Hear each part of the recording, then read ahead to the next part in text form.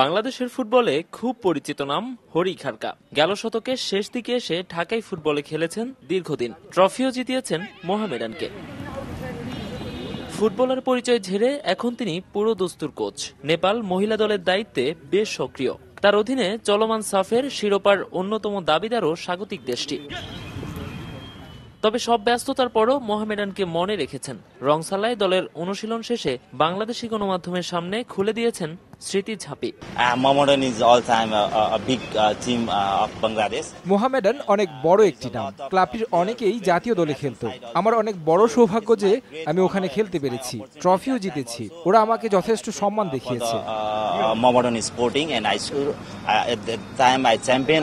ঢাকায় ফুটবলের খোঁজ খবর রাখেন, তাই জানেন সাবেক ক্লাব মোহামেডানের বর্তমান দুরবস্থার কথাও। হারানো ঐতিহ্য ফেরাতে দিলেন কিছু পরামর্শও।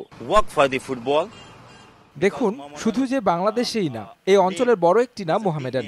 আমি বলবো শুধুমাত্র ফুটবলে মনোযোগী হন, ভালো একটি দল গড়ুন আর ফুটবলারদের প্রতি যত্নবান হন। এখন ভালো ফলাফল হচ্ছে না, তবে আশা করি সামনে সুদিন ফিরবে।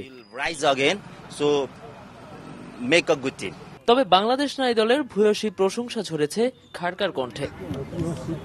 নোমান আব্দুল্লাহ, সময় সংবাদ, বিরাটনগর, নেপাল।